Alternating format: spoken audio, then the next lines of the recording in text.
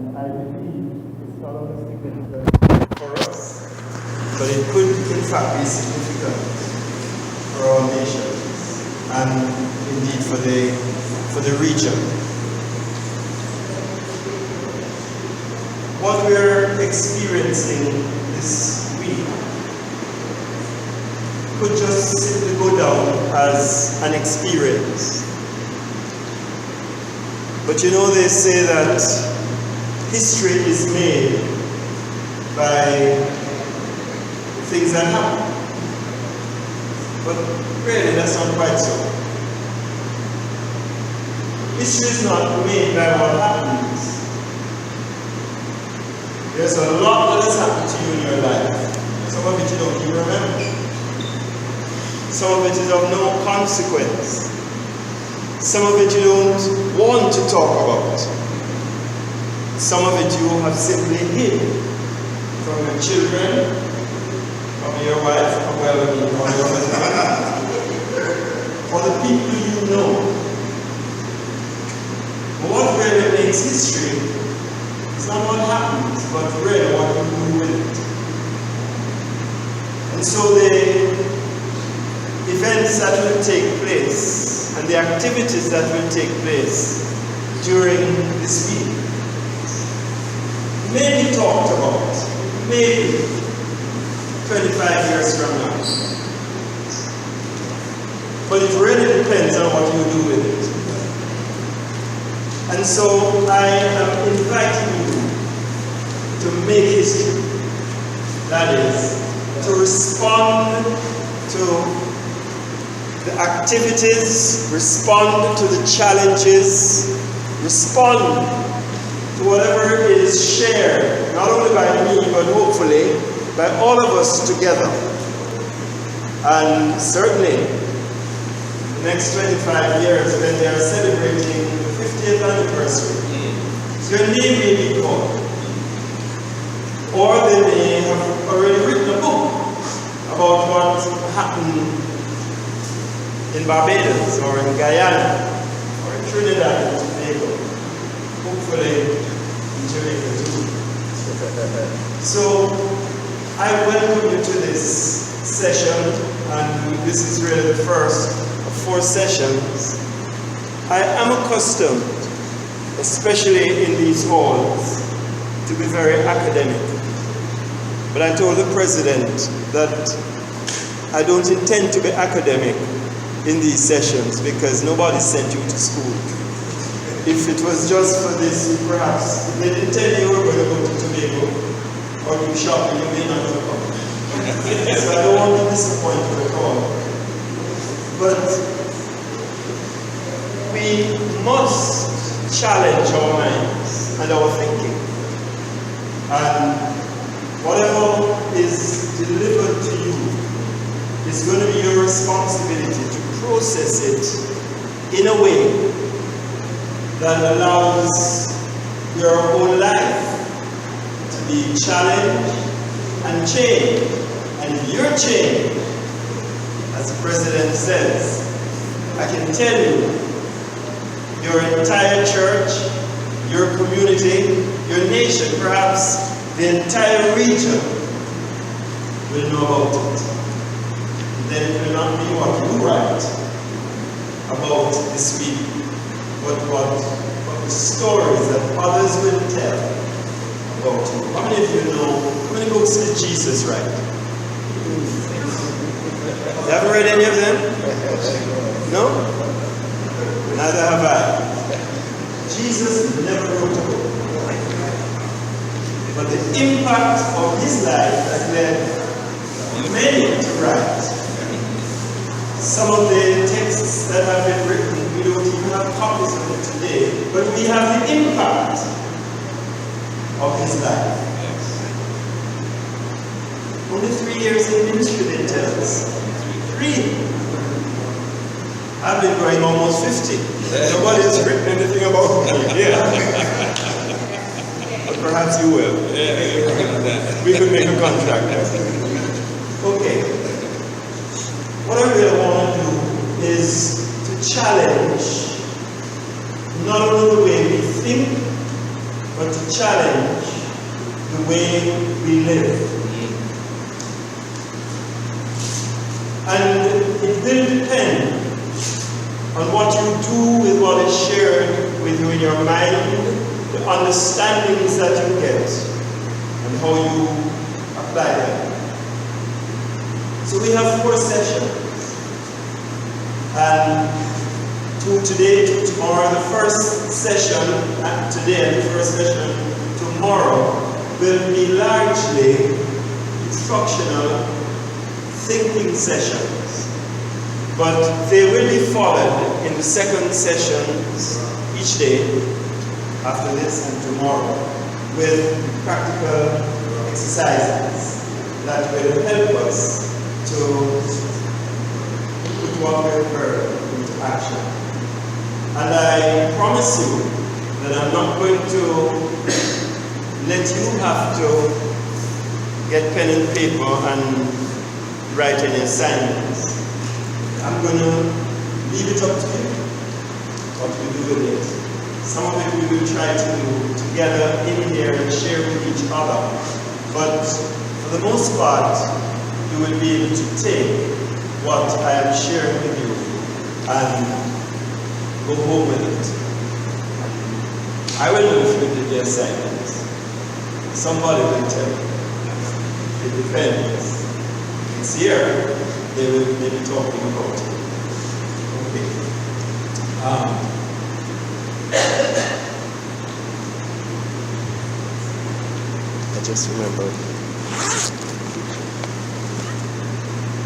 I just remembered that I will want a copy. These are copies, but one of this and one of the other one duplicated.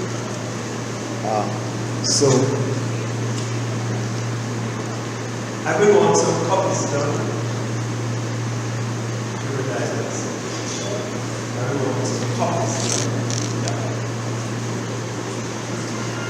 I did 10 of each, but we will need one for each.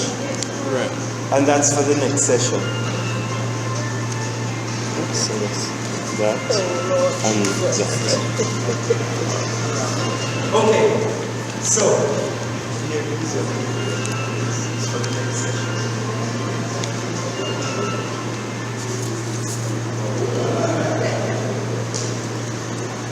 All right. In this session, then, I want to lay a base for our understanding of leadership. And leadership is perhaps one of the most commonly taught subjects in the whole world. It doesn't matter, even when we are not teaching about leadership. What we teach it in a manner that we expect our students to take it and lead with it. But as you heard from the president, Mr. John Maxwell reported, the world rises and falls on leadership. So really, leadership is very significant, and it's going to be very important that we think through it, because a lot of what we have learned, a lot of what we have done, a lot of what we have said, we may need to adjust. And I'm going to challenge you with that today. To think through who you are, who you want to be, and to see if there is room for adjustment. So, in this session, I want to talk about Christian leadership in a secular environment. How many of you know that we actually live in a secular environment? The President said a lot of things. I told him afterwards that I want to borrow some of his expressions. Because he talked about the kingdom of this world, the kingdom of man, the kingdom of the earth. But he talked about the kingdom of God. And if you're honest, you will admit that although we are called by the first Nazarene, you know he was a Nazarene. Yes, please. I guess you know that. Although we were challenged by the first Nazarene to disciple nations, to a large extent, the nations have discipled us, including the church. Yes. And we will expose some of that in this session because we really want to tackle what we call Christian leadership. Within the context of an environment, a world, nations, communities, society, culture that is not Christian. And interestingly, they have borrowed the best from the kingdom of God, Yes. perverted it, made it their own, and sent God on a vacation. But we're going to bring him back. Because we live. Yes. He's been dying to come back. Kingdom comes. And we're going to bring him back. So here's really what we're talking about. We're celebrating the past. Imagine 25 years. We've been talking about that since last night. We're celebrating. We're always thinking about that. We're rejoicing. We are giving thanks. And we're rehearsing the past. We're celebrating the past during my sessions. But our eyes are on the future. In other words, we give God thanks for all that has happened in the past 25 years and beyond in the Nazarene community. We can give God thanks for all of that. But we're not going to overplay it again. God said to us in Isaiah 43, he says, forget the former things. Doesn't mean ignore it, but it means don't depend on it. He said, look, I'm doing a new thing. Yes. Can't you see it? We're moving into the future. Doesn't matter, I'm almost 100 years old. You know, but I'm still excited about the future. Yes. And I want you to be as well. It is Paul who said, follow me as I follow Christ, the Nazarene. Follow me. When he says follow me, he's talking about the future. But he says, as I follow Christ. Yes. And Christ was before him. Yes. So we always have our eyes on the past and what our fathers did and what has occurred in the past and what's significant to take into shaping the future. Can we do that? Okay.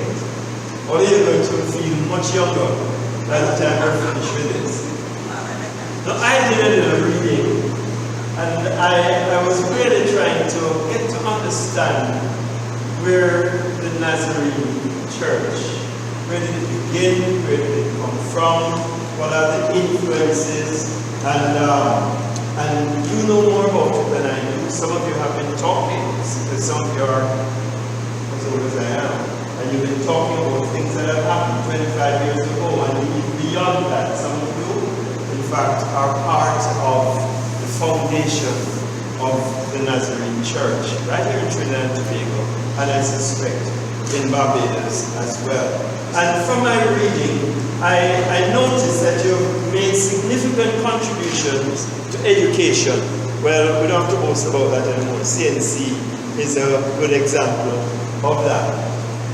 Contribution to the social integration and racial tolerance and city-rural collaboration. Your church, and I've observed this, is one of the few churches that have bridged the gap between the city and the rural community. Most churches The city church is a cathedral. It's a mother church. Yes. And they give scant attention to the rural churches. But in your community, you have made significant impact within the rural setting and amongst rural folk. And that is to your credit. And of course, there too, integration, ethnic integration, cultural, social integration, racial, and so on. No problem at all. I noticed that there was an emphasis on youth empowerment and youth impact a few years ago. And that's very significant because you looked on the society and you saw that crime was high, you saw that drugs was rampant, you saw about sexual stuff that was happening amongst youth, and specific effort was made to tackle the youth, and much to your credit. I noticed too that this is one of the few churches that does not have a problem with women and men leading together. There's a lot of churches actually put women. So I almost said in their place. No, in another place. But they're discovered their place, right? And that's to your credit. That's wonderful. And then your global missionary zeal is there. And I was reading about the emphasis that was being placed on evangelism in the Nazarene Church. And I was reading stuff from the United States and reading stuff from the Caribbean. Not enough has been written in the Caribbean, and I am actually shocked to see, as the President noted last night, that 80% of this gathering comes from Barbados. You should have said it. Barbados! Yeah. Not enough has been written about Barbados. And I would like to notice it about the government in the region this week. It's perhaps one of the smaller of the island communities. But that's significant. Okay? And but that's great. Here's what somebody, Jerome Tiluk Singh, he read at the book launching of Dr. Ghislaine Matthews. He made this statement, and I read his entire statement. And I would like to recommend to you that you read this book. It's actually about the Nazarene witness within Trinidad and Tobago. Okay? And he says, this text, the history of the Church of the Nazarene in Trinidad and Tobago, he says, this text by Dr. Matthews is a reminder that the history of Trinidad and Tobago is incomplete without a prominent chapter on the presence of the Nazarene Church and your contribution to the evolution of our society, particularly in the critical decades of decolonization and independence. That's good. That's good. That's good. You need to read that book. And you guys from Barbados or Guyana or any other territories that you're from, you need to read that book and write your own. That's right. About your own country. That's right. As well. But the book that you're going to write, or someone will write about you, will not be about decolonization and independence, because we've moved on. I wonder what it will be about. So we want to celebrate the past with our eyes on the future. Yeah. So today we celebrate the significant contribution of the missionaries and the leaders of the past. And this presentation that we are sharing with you is really going to focus on the present challenge of the leadership, meaning you, to determine the future of the church, largely, first and foremost, the Nazarene Church, and its impact on your community, on your nation, and on the region. So 25 years from now, question is, will they be celebrating our leadership, or will they leap over our generation to the missionary leaders of our past? Mr. President, we don't just want them to say an Orlando Seal was president and they don't have any date on it or any information. Yes. What they need to say is that in the tenure of Orlando Seal, CNC rose from here to where we are now. And when we look in the past, we can hardly see because it looks so distant, because it's so minuscule compared to what is happening now. No. So our eyes are on the future. Yes. For now. And the future must always be brought into the present. Okay? So, here's really the world in which we live. And I'm just going to run through this. I wanted us to have a frame of reference when we're talking about leadership. We have to denounce the world of secular humanism and postmodernism.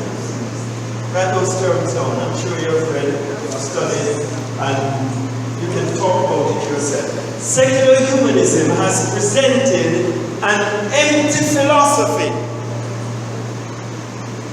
based on optimism and confidence in human nature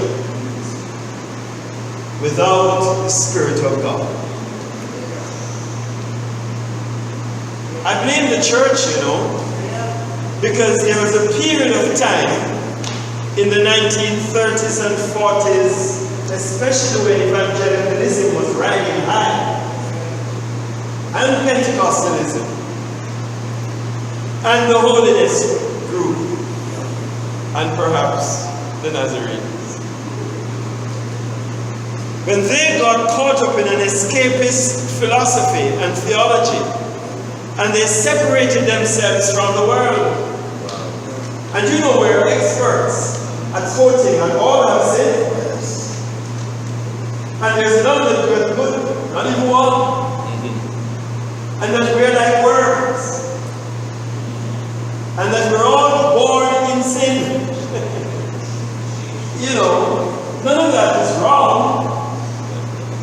But there's more to the human condition and the human potential. But we have belabored that in order that men and women and boys and girls would feel the need for God. Do you know that Jesus had ever talked about sin?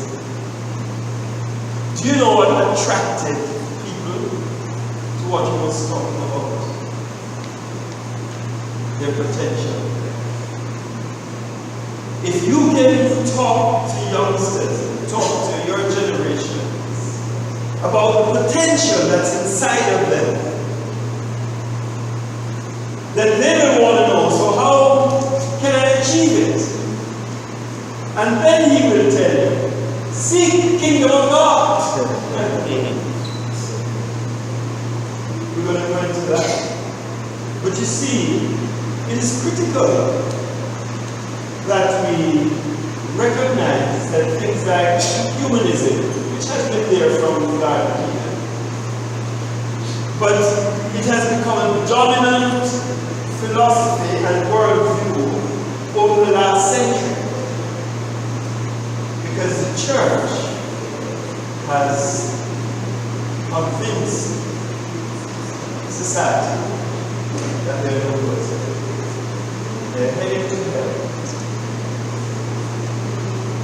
What they needed to do is to let people know, hey, there's more to you than you are doing. And we're going to show that when we talk about leadership. Because you've got to be the kind of leader that convinces the people that they can do better. They ought to do better.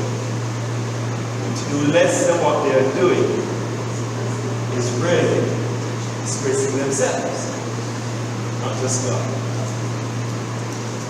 So, dependence on an external God, the humanists say, inhibits the drive towards self-actualization. You know the term self-actualization? Yeah. Humanists developed that concept. Truth is determined by the consensus of society, they say. Unbridled by religion. We don't want religion, the humanists have convinced the world. We don't need religion. Society can determine what is truth, which is regarded, that is, religion is regarded as a weakness in human nature.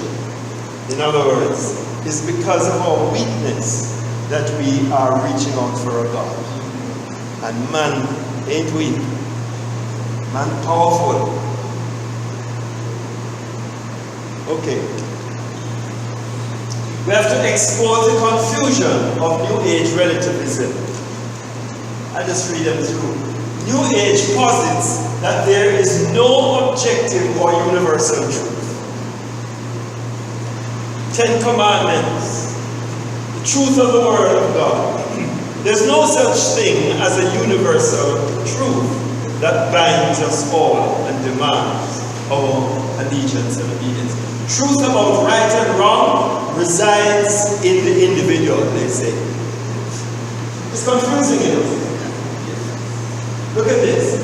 Tolerance and compromise are the virtues that allow for corporate unity. In other words, truth is in you, truth is in you, truth is in you. We may not agree, but they say we must compromise and we must tolerate each other's error.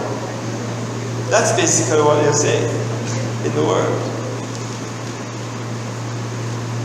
We can all be wrong, they say, but we still accommodate each other. And I have added, in our dissonance. In other words, the world is going to pot, but we still embrace each other while we're singing the marriage clay. These ideas are at the root of much of the confusion in the world today. I want you to do a study of the way the world thinks. Perhaps I suggest that you apply to CNC and college your course, where we study the philosophy of the world. Okay. Now, we have to correct. First challenge to you.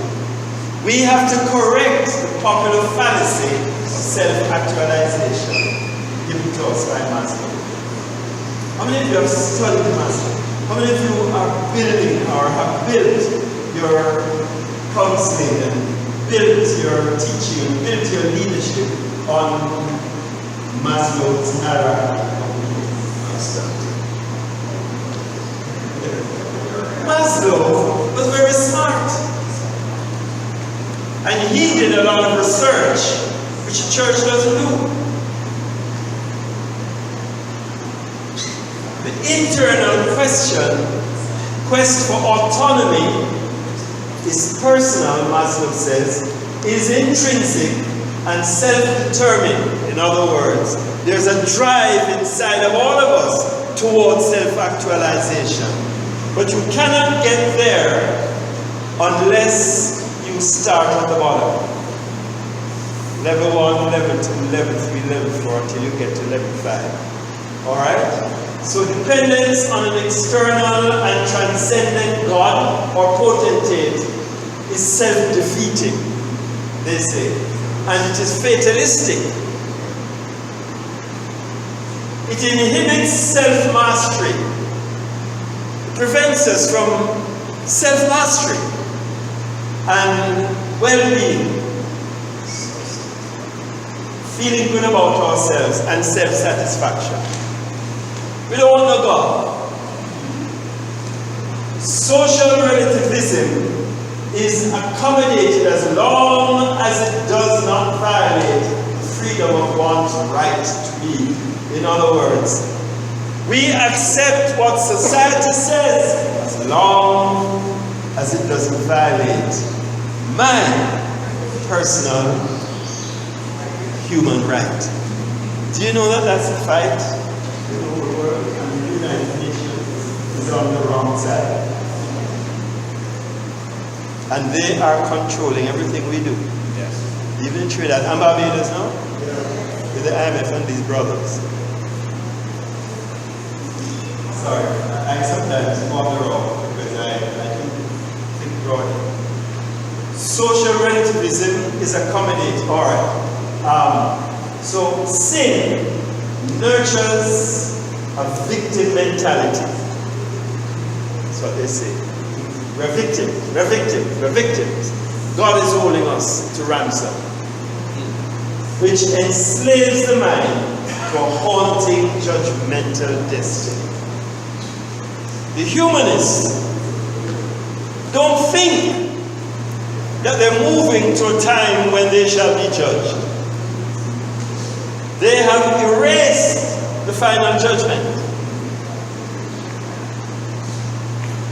Wow, love to preach to you. So, the secular worldview has in fact infiltrated education, politics, business, trade and commerce, the judiciary. And now, the world is crying out. They need new answers. Because humanism that has dominated the world and has infiltrated every sphere of society and of the culture has let us down. I don't want to become political. But that's what's happening in the Caribbean too. Not just in the Caribbean. That is what's at the root of all politics. That is what is manifesting itself in America. Trumpism. Some of you don't like Trump. Maybe you don't like his accents. Because he is confident that what was there before needs to be flushed out. While he's flushing it out, we don't like it. We don't like it. But the guys who weren't here before don't deserve to do it. The question is, who will replace Trump? We must produce the man, the woman, and we've got to do that in Trinidad and Tobago too. We've got to do that in Barbados. We've got to do that in Jamaica. We've got to do it right throughout this region, in Guyana, in Suriname, in Cuba. We've got to do it right throughout the region. We must produce righteous leadership rather than pointing a finger at unrighteous leaders. And I'm not saying they are unrighteous, I'm just saying that they are following a culture that has let us down over there.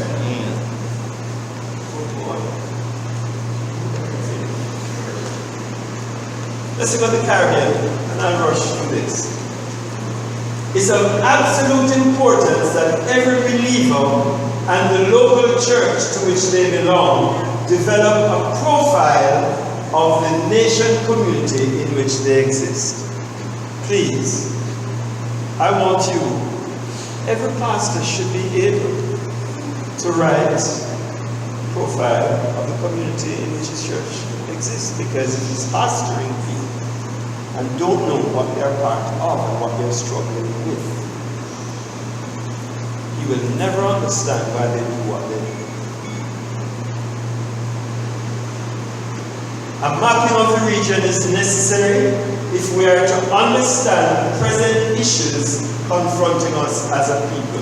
We as a church must assume some role and responsibility in preparing our members to engage in the redemptive leadership, transformation, and development of our people.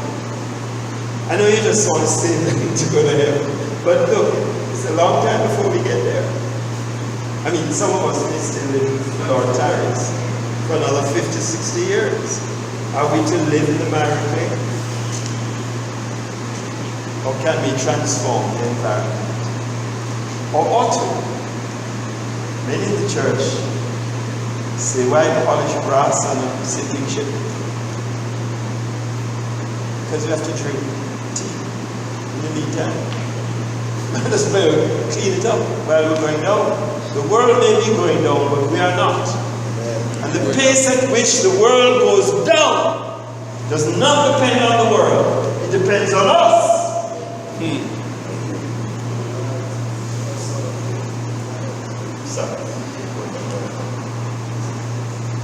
This is, I got this quote. The former St. Lucian Prime Minister, Kenny Anthony, stated that some countries of CARICOM are, and I quote, on the brink of a collapse.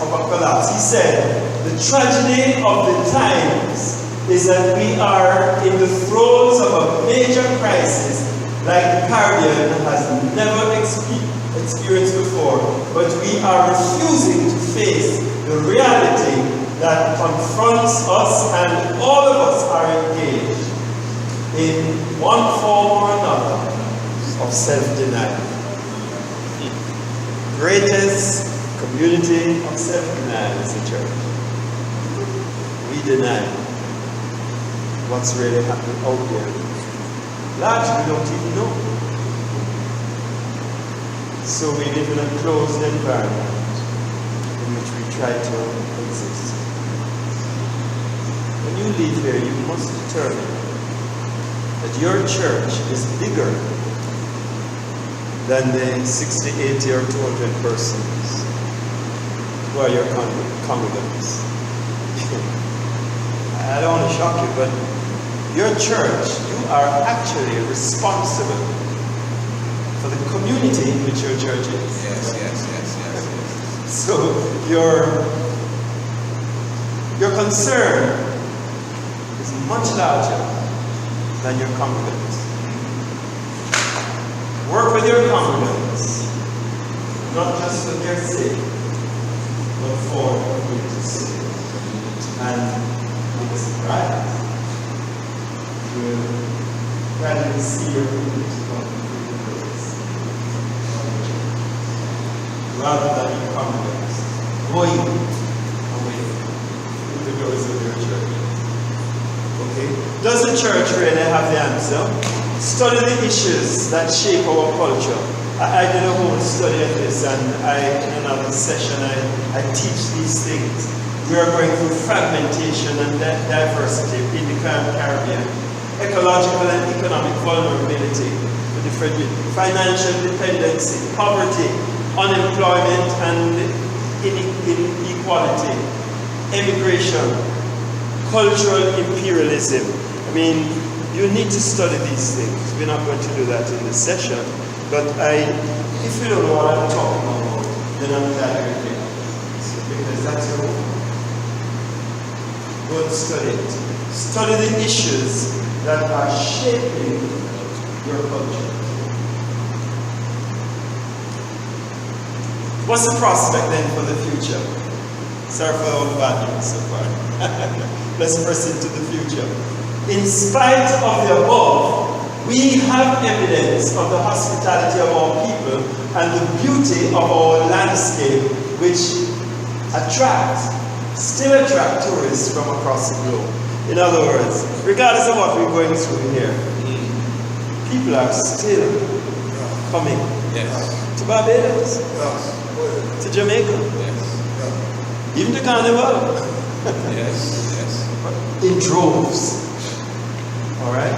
This is a region that has given rise to a remarkable array of outstanding personalities and performances in the fields of politics, academia, the arts, sports, culture. Look, as we say in Jamaica, I don't have that saying here. We're little but we tallow. You know, that's why they call our cricketers tallow. Yeah. We're little but we tallow. In other words, we're small but we dread, man. Dread. It's a Rasta term. We're dangerous. Okay? Can the church produce the kind of leadership which will shape our culture, our communities, and our nation? Keep asking that question. Yes. All right? Now there are two categories of leaders. Two. There could be 9. But listen to this. Those who determine the future and those who are determined by it. Which one are you? Those who enter the future which other men build, and those who build the future which other men enter. Which side are you on? It's only 2. It's not a middle. It will, if we do not strategically plan for and design our region, it will be planned and designed for us. And we've got to give it. I'm challenging us. We can't just be here and sit pretty. It calls for action.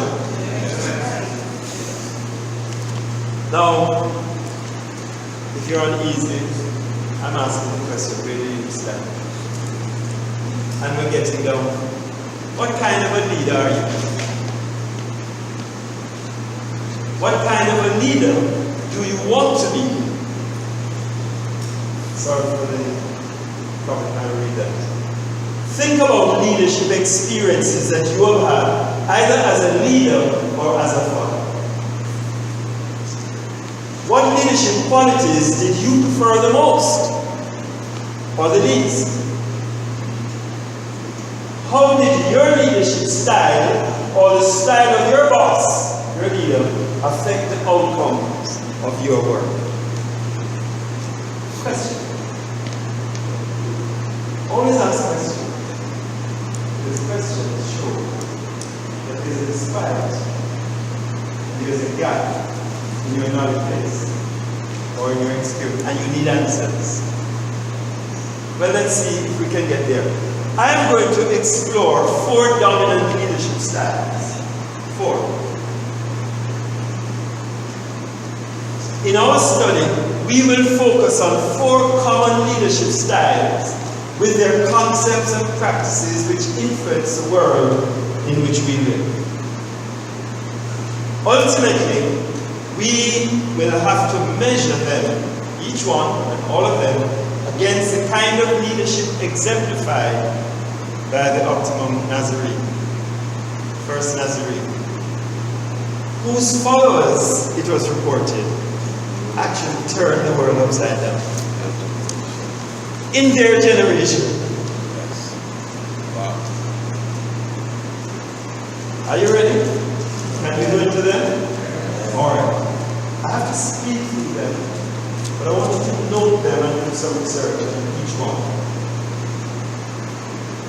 I write a whole chapter on each of these. So there's a lot that can be said. I just want to capture it for you in your mind. And you've heard them, they're simple. First one, transactional leadership. This is a leadership in which the guy says, see where he's standing? I'm the boss. Better obey what I say, or you're fired. Or you don't get paid. I am the boss. Is something wrong with that? Well, let's see. The guys behind him, just a shadow. It really depends on the boss and his ability to organize them. So there are many things. Transactional leader is characterized as a leadership of the status quo. It draws authority from the establishment rather than from personal relationship. It doesn't matter, I don't care if you like me. I am the boss. I was appointed the boss. Many transactional leaders are not attractive. They're not liked. It's tough. They are the CEO. And they tell you that when they walk in, they expect you to stand up. And give you that. Stand up. Alright? Maintaining stability is more important than promoting change. They're not interested in changing the institute. They're not interested in changing the church. Not interested in changing the denomination. They're really there to preserve the status quo. There's a lot in that.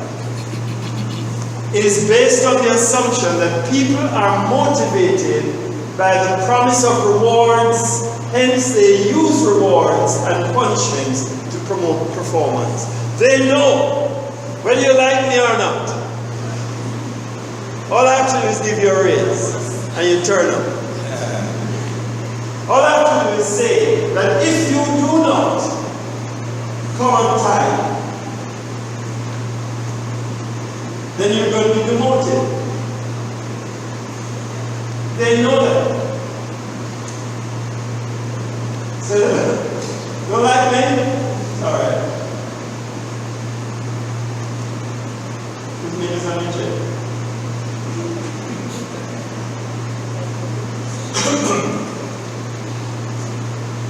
Economic or social benefits provide the drive stimulus toward achieving specific goals for both leaders and followers.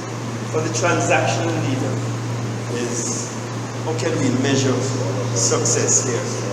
How much have we produced? Why have we gone down in our production? And it's all about results.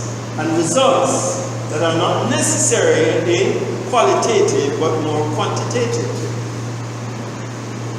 Okay, wow. It provides followers with something they want in return for something that the leader seeks. Workers are not motivated to perform at a level greater than that specified in their contract. They stick to the contract.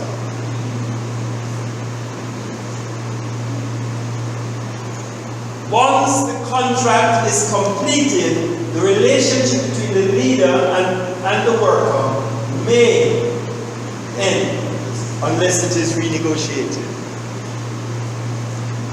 There's no relational, stuff there. It's all a matter of contract. Alright? Now, technically speaking, the transactional boss is more a manager and not really a leader. Correct. But sometimes you can teach that managers lead. They have to lead. Not because they're leaders, but because there's a transaction that gives them authority to do things. Now, is that Christian? Is that biblical? Was Jesus a transactional leader? Pardon? You'd be surprised. But let us move on.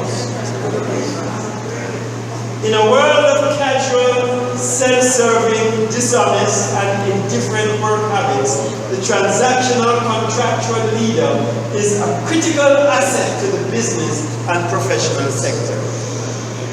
Nothing will be done, nothing will be achieved. The problem is not just we need the transactional leader, because the people, you know it, all have sinned and come short. We're worthless, man, we're lazy, we're always trying to find a way out. We need somebody with a whip. Sorry, not a, I'm sorry. I used to do that a couple of centuries.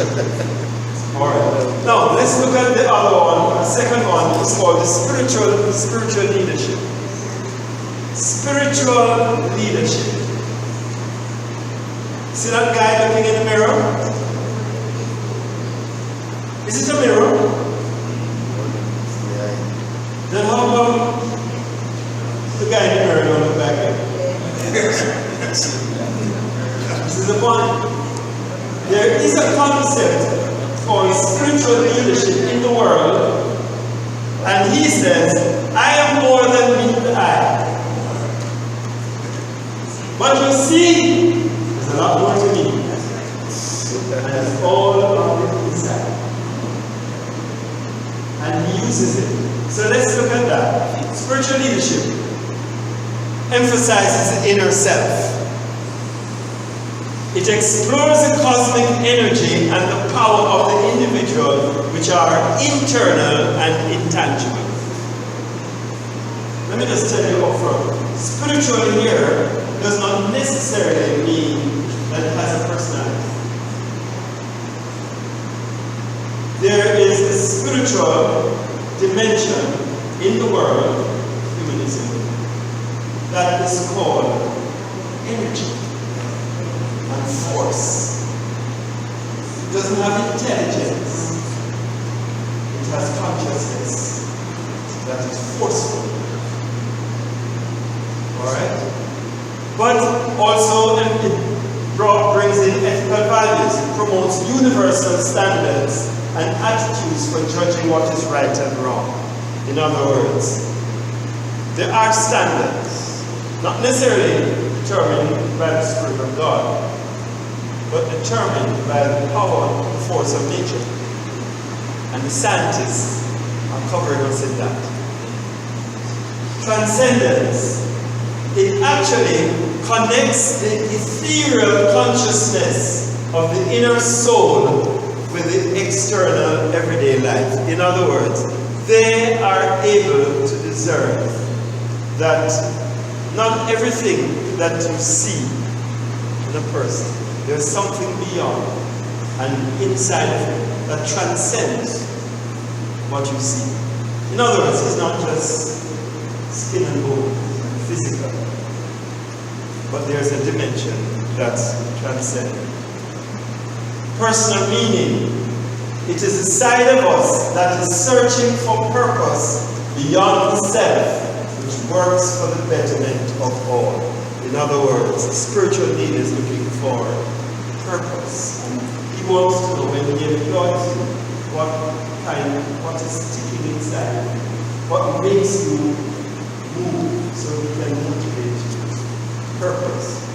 A belief system is an internal individual conviction which governs behavior and decisions. Corporate identity, spiritual leadership, promotes the sense of community oneness for personal commitment, interactive engagement, responsibility, and accountability. I'm rushing through these. You see, the pragmatic, impersonal, materialistic world in which we live, of secularism, is saved by the affirmation of a spirit dimension to life, even though it sometimes rejects the divine mind and personality directing its affairs. I wrote that when I sleep last night. Okay? In other words, it's not necessarily the Holy Spirit of God we're talking about when when we talk about spiritual leadership. I'm telling you that humanism has drifted into postmodernism, and postmodernism, humanism is very secular, but postmodernism actually acknowledges the dimension of spiritual reality. But you know, that's when you teach philosophy, you can explain it to that. Now the third kind of leadership is servant leadership. Let me go that. And the servant leader says, it is not about me, it is about I'm sorry. The Jamaican didn't got better. Oh no. In Jamaica we have a word, uno. Because we don't like Queen's English. That just says, I like you, I like you. And understand people don't know that you is plural. So in Jamaica, you is singular. And uno is plural.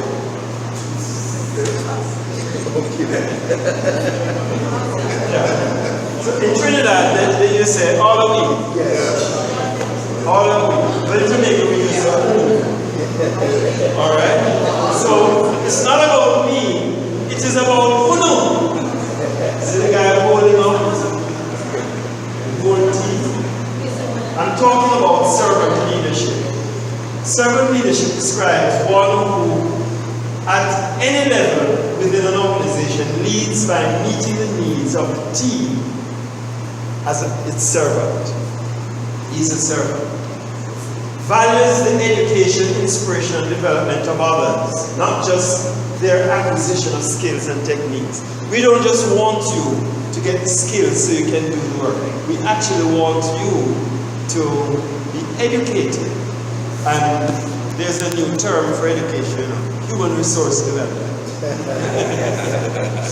We want to develop your whole person. And a servant is interested in the development of his employees, not just in the skills that the employee needs in order to make money. It is democratic. It promotes the involvement of the whole team in decision making. He or she, the servant leader, is a facilitator or one who leads from behind.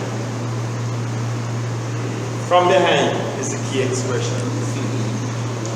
The servant leader produces organizational success because it builds or creates a trusting, supportive community.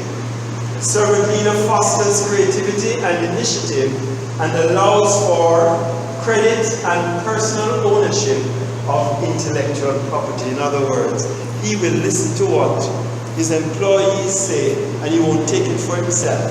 He will always quote and say, this is what John said. Or I was having a conference with Mary, and she said, and I think it's a good idea, what do you do? So she gets credit.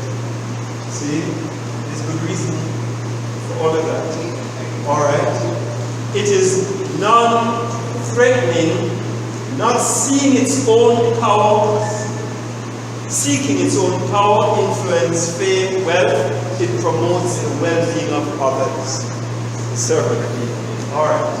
Servant leadership is suited to create elements such as values, trust, organizational climate, and work productivity. It is more cooperative than competitive, and its principle is open and caring. Now, in a world of growing autocratic, arrogant, and controlling power seekers, the servant model is a welcomed alternative. It requires inner conviction and determination to sustain itself, especially in times of adversity. And if it doesn't have that determination to sustain itself, it will be treaded upon by those seeking company together. But let me just tell you this. Is this in the Bible? You'll be surprised. You can be a servant leader.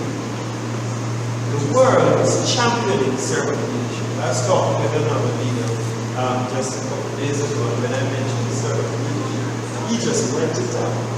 He told me all about servant leadership. He says that is key to leadership. I said, that's not the key. He says, yes, that's the key to leadership.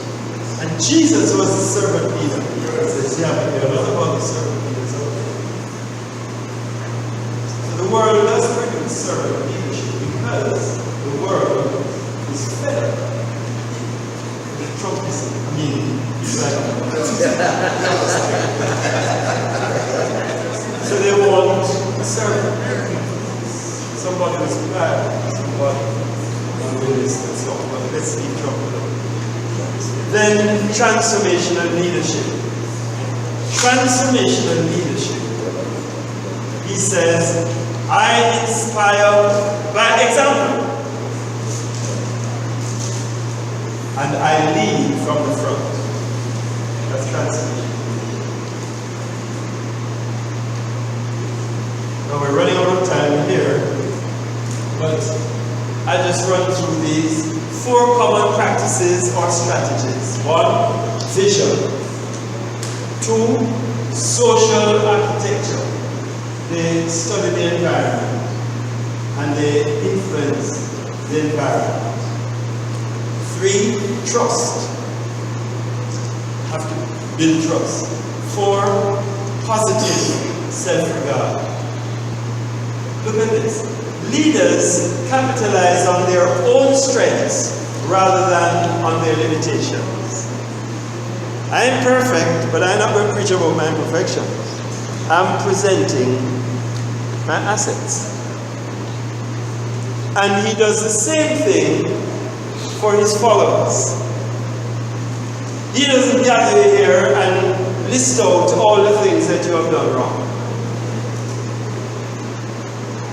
Before, he lists out all the things that he's pleased about.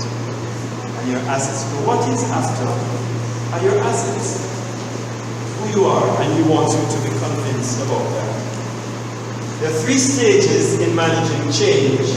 Recognizing the need for change, leading with charismatic grace.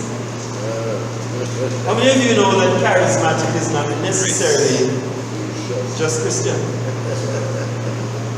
One of the most charismatic leaders in all of history. It's a guy, his name starts in Jamaica, we would say H. H, high, head. Those 3 words are terrible, but those are the first 3 letters of his name. H-I-L. No, H-I-T. Very charismatic. Who does follow him? Very charismatic. Then institutionalizing change. You always have to institutionalize change. Jesus says, need new wineskins. Wineskins are the institutionalization that preserves the thing that you have produced. Okay. Now, here's what I'm just coming towards the end here. Jesus is really the optimum leader. To fully embrace each of the above 4 models, we must learn from the master leader himself, who integrated them. All, but he added a critical dimension which is often missing in each of them. So I could finish this session right now. That cheating.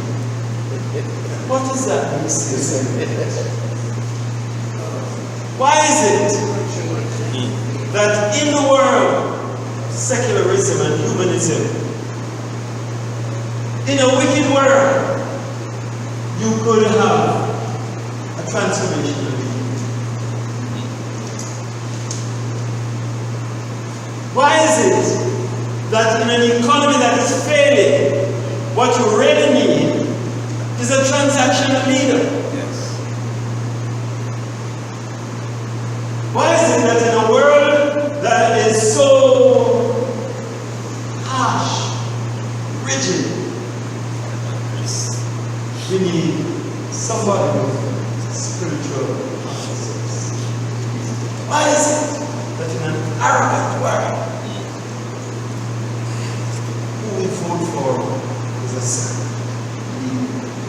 Why? We're looking for something.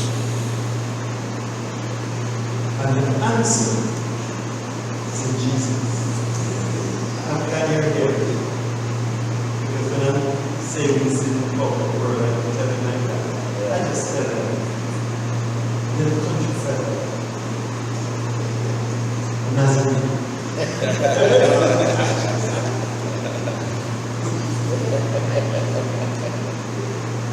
It's called the transcendental dimension of leadership. The reason why I did not call this series Transformation of Leadership is because not all transformation of leadership is right. And I am coining, and I've discovered that I'm not the person for that, but transcendental leadership. It's an awkward expression. I want something else to call it. But transcendental dimension of leadership. It is based on that prayer. May your will be done on earth as it is in heaven. In other words, here he is in the kingdom of this world, but he knows the answer comes from a dimension beyond the rulership and the government and the culture of this world. It comes from out of heaven. And you have to reread the whole Bible to discover how frequent and how critical and how central the concept of heaven is on earth, to earth.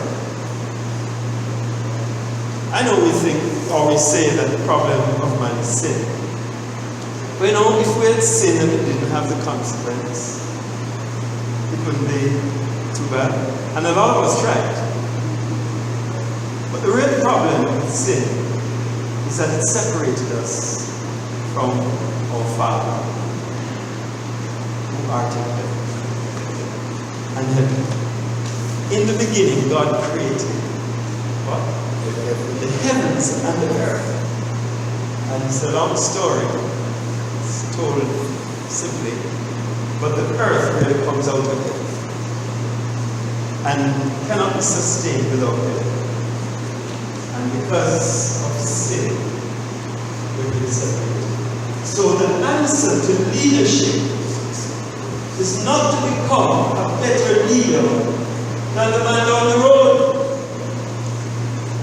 You go to vote in elections, and you want a better prime minister than the one that was there. That's not what you should be voting for. You should spend your time not creating one that's better than the one that was there before, but one that comes from out of heaven. Forget the one who was there before. You can have a better leader, and he is still bad. He's not the answer. And none of us should leave here this week simply wanting to be a servant leader, or a transformational leader, or a spiritual leader, or a contractual leader. We must want to be a transcendental leader. Even if you are more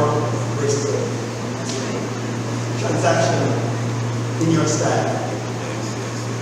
You know, Jesus is very transactional. I wish I had time to show you how transactional Jesus was. Many of the parables Jesus gave about the kingdom and about leadership, it had to do, I'm hiring you, and we make a contract, I'm going to pay you this. Later on in the day, I'm hiring you, and I'm paying you this. At the end,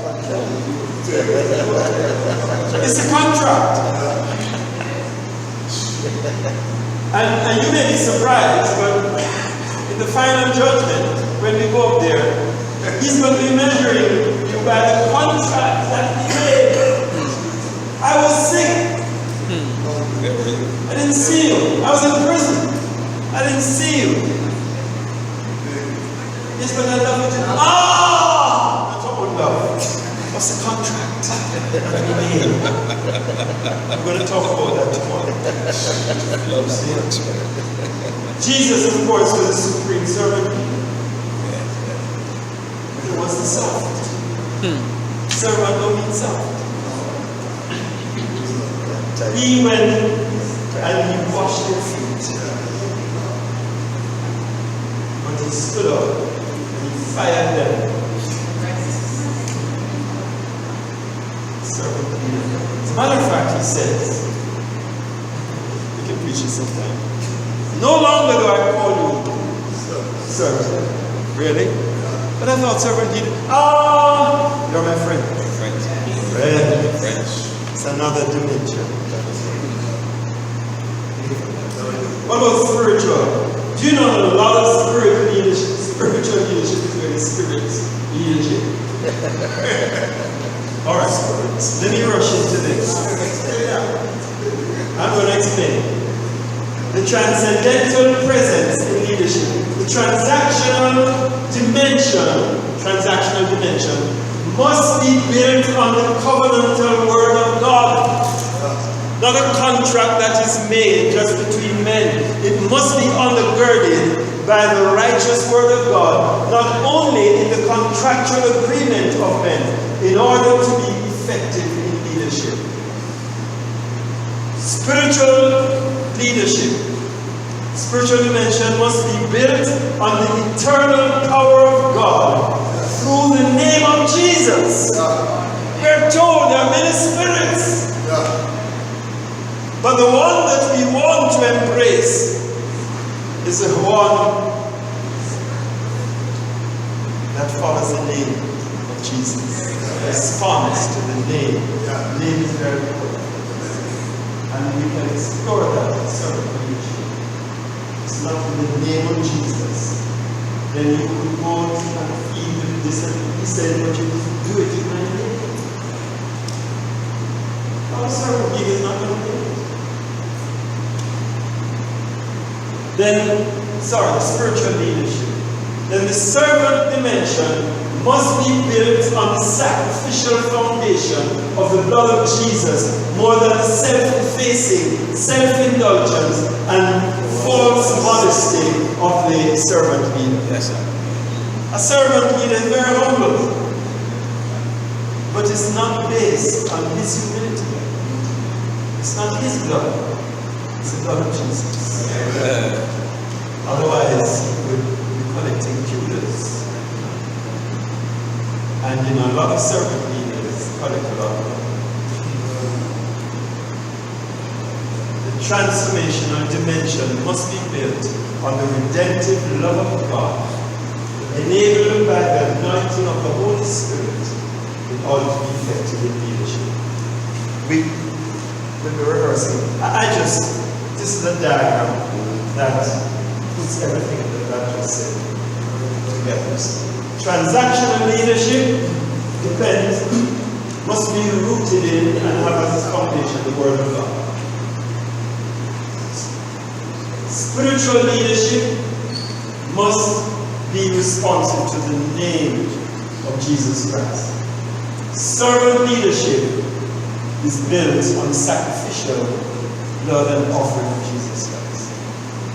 And spirit leadership, transformational leadership is built on the Holy Spirit. It is the Holy Spirit that must transform. Ladies and gentlemen, I'm asking you this question. This is your examination. How do you line up in your leadership style? I do different stages of leadership there. Do you know who you are? Do you know who you are? Are you transactional? or a spiritual leader, or a servant leader, or a transformational leader.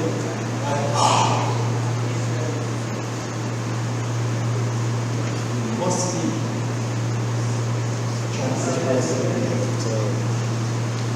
Not with the absence of those, but transcendental leadership and influence must determine the type of leader that you are.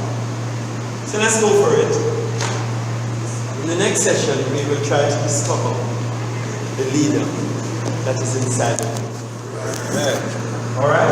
Good stuff. Think you might come back to the next class? See you soon.